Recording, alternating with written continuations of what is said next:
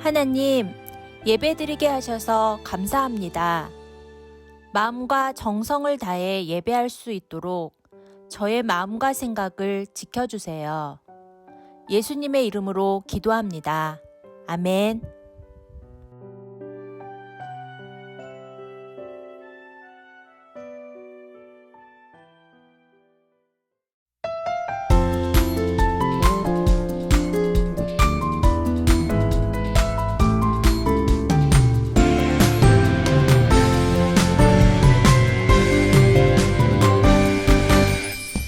말씀으로 다스리는 예수님은 왕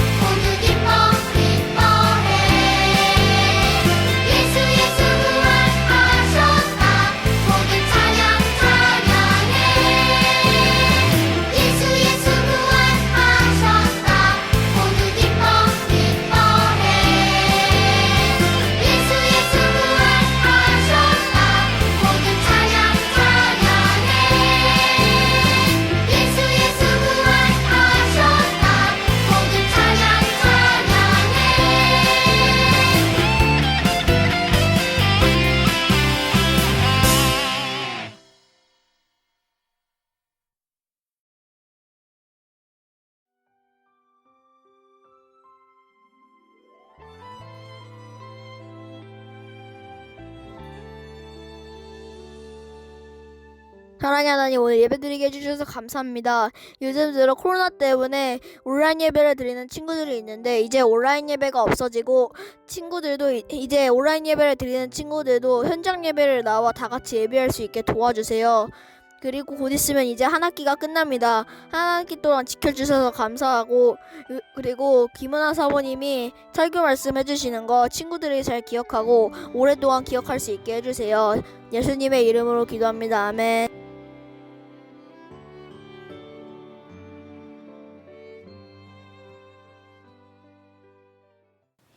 초등부 친구들 안녕하세요. 우리 친구들 일주일 동안도 잘 지냈나요? 오늘도 참 좋은 주일 아침 우리 친구들과 함께 말씀을 나누는 행복한 시간이 되었어요. 오늘의 말씀은 신약 1단원의 가장 마지막 과 24과의 말씀을 우리 친구들과 나눌 거예요. 오늘의 제목은 영원한 생명의 비결. 작은 제목으로는 죽은 나사로가 살아났어요. 배울 말씀은 요한복음 11장 1절에서 45절까지의 말씀이고요. 우리 친구들과 함께 읽어볼 말씀은 요한복음 11장 25절에서 26절 두 절의 말씀입니다. 달달 말씀 열심히 한 친구들은 지금 이렇게 하고 있을지도 모르겠는데 오늘 우리가 같이 읽어볼 말씀은 우리 친구들이 일주일 동안 열심히 외운 달달 말씀이기도 해요. 말씀을 열심히 외운 친구들은 화면을 보거나 성경책을 보지 않고 그냥 외울 수도 있겠지요. 아직 달달 말씀을 완전히 외우지 못한 친구들이나 확인하고 싶은 친구들은 화면을 보면서 오늘의 읽을 말씀을 같이 한번 읽어보도록 해요. 자, 이제 같이 한번 읽어볼까요? 예수께서 이르시되 나는 부활이요 생명이니 나를 믿는 자는 죽어도 살겠고 무릇 살아서 나를 믿는 자는 영원히 죽지 아니하리니 이것을 내가 믿느냐. 아멘. 여러분, 냉동 인간에 대해 들어본 적이 있나요? 냉동 인간? 사람이 얼어요? 마음이 얼음처럼 차가운 사람을 말할까요? 냉동 인간. 무엇일까요? 냉동 인간은 실제로 차갑게 얼려서 냉동 캡슐에 보관되어 있는 사람의 몸을 뜻하는 말이에요. 헉! 영화 속에나 있는 일 아닌가요? 그죠? 목자님도 영화 볼 때 미래 영화, 막 이런 영화에 이런 장면들이 나왔던 거를 기억해요. 하지만 이런 게 실제로 있을까요?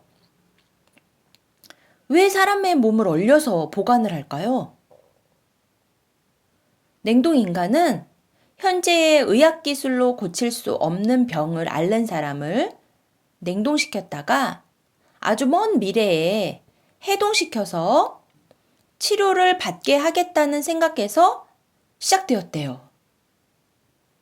실제로 액체 질소통에 개구리를 넣어봤더니 동태처럼 하얗게 얼어붙는데 다시 미지근한 물에 그 개구리를 담그면 얼어붙은 개구리의 몸이 녹으면서 되살아난다고 해요. 하지만 이건 개구리의 이야기죠. 사람들은 여기에서 아이디어를 얻어서 더 과학적인 방법을 추가해서 인간의 몸을 얼리는 거예요. 인간을 냉동시켜 보존하는 동안 손상되지 않도록 만드는 일에는 많은 사람의 노력과 기술이 필요해요.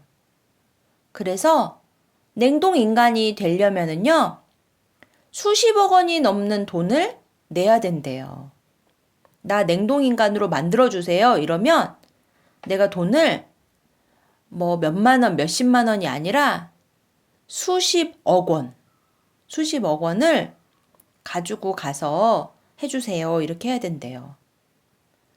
근데 돈을 그렇게 많이 가져가서 냉동인간을 만들어주세요 했는데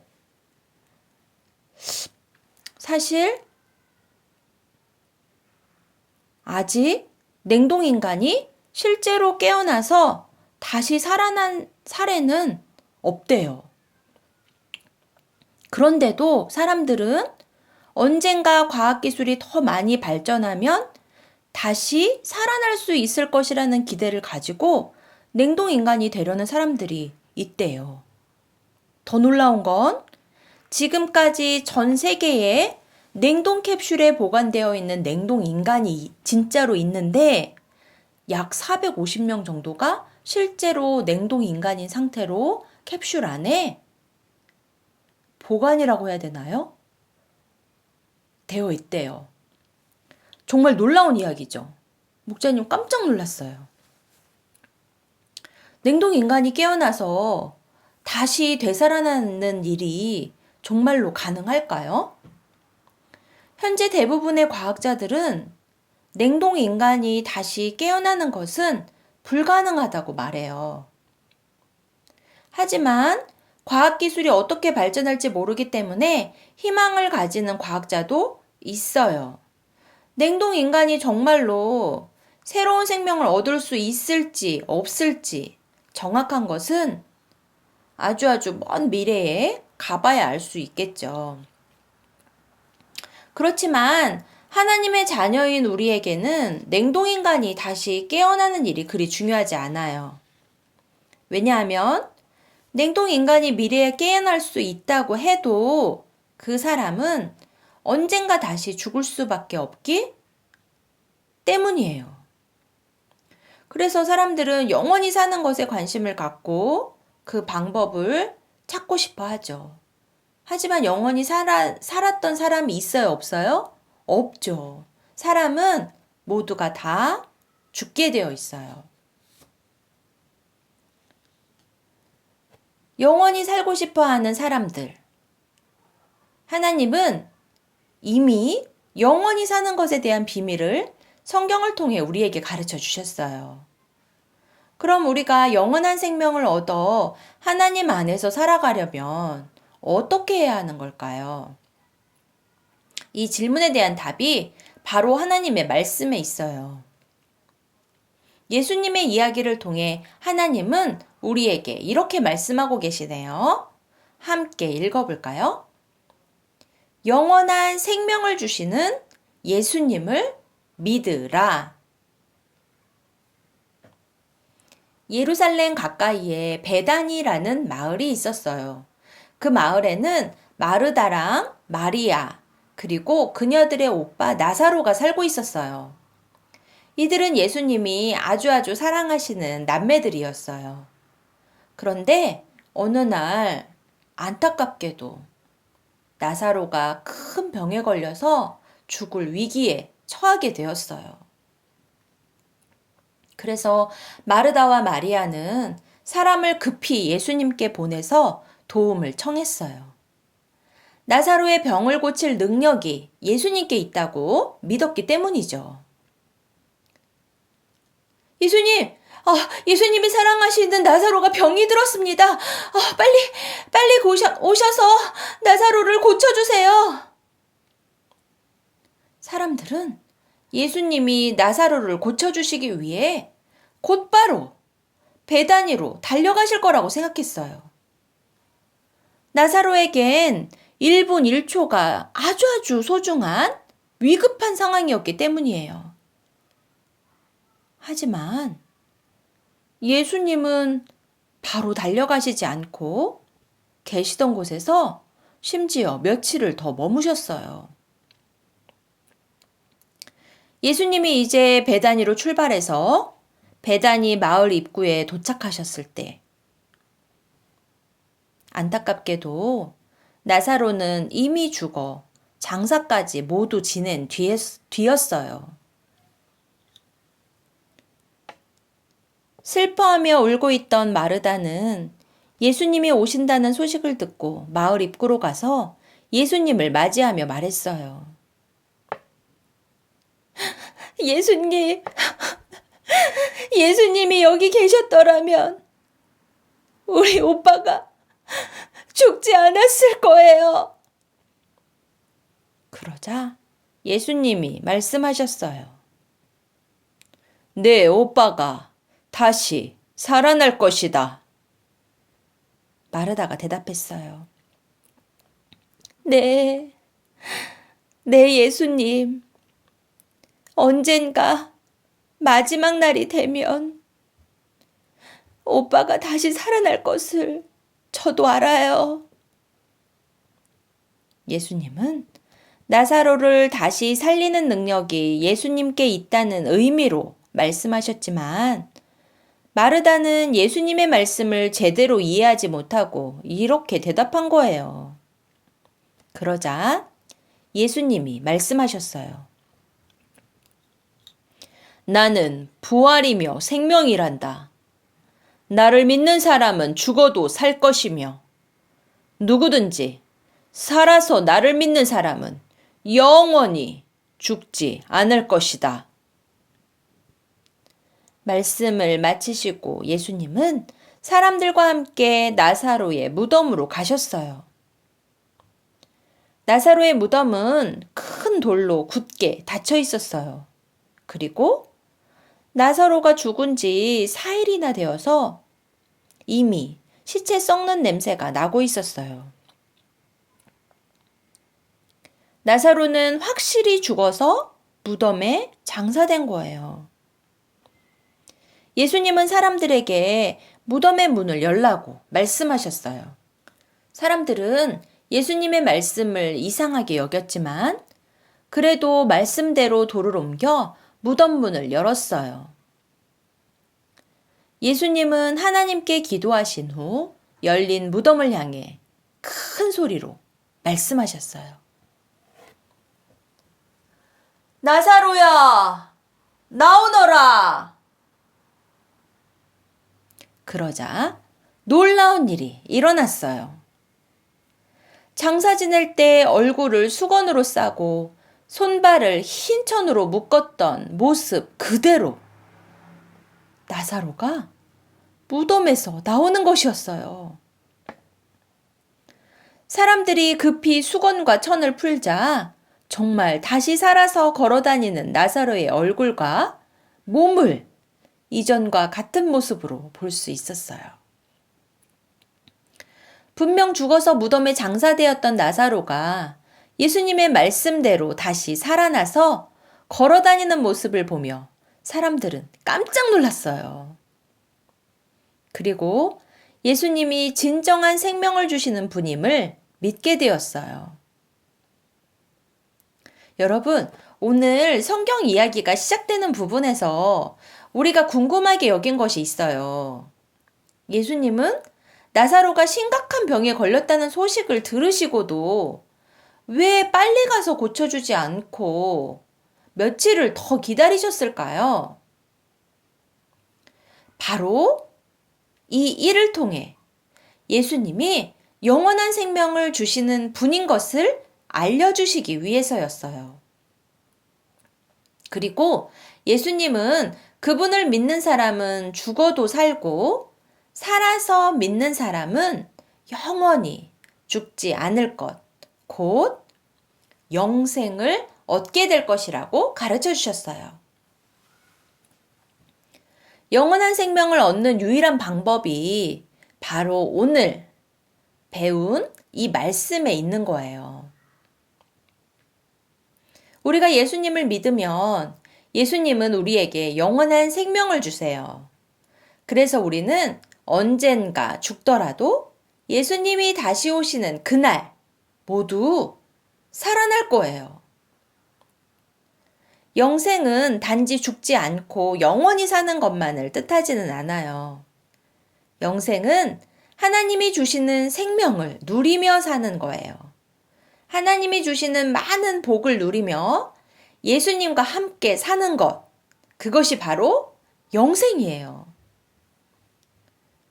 만약에 진짜로 과학자들이 연구에 연구를 거듭하고 기술이 발전해서 냉동 인간이 언젠가 다시 깨어난다고 해도 그건 단지 목숨을 더 연장하는 것일 뿐 하나님 안에서 누리는 그 영생은 결코 될 수가 없어요. 그래서 우리는 냉동 인간이 어떻게 될지 관심을 가질 필요가 없는 거예요. 우리는 그런 것과는 비교할 수도 없는 아주 영원한 생명을 가졌기 때문이에요. 예수님은 오빠의 죽음으로 슬퍼하던 마르다에게 이렇게 말씀하셨어요. 성경에 나와 있는 말씀을 다시 한번 읽어볼까요?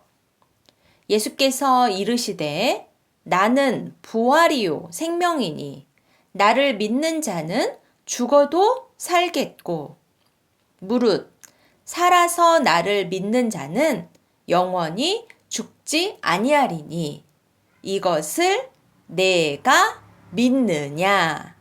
아멘. 예수님은 오늘 이곳에 있는 우리들에게도 똑같은 질문을 하고 계세요.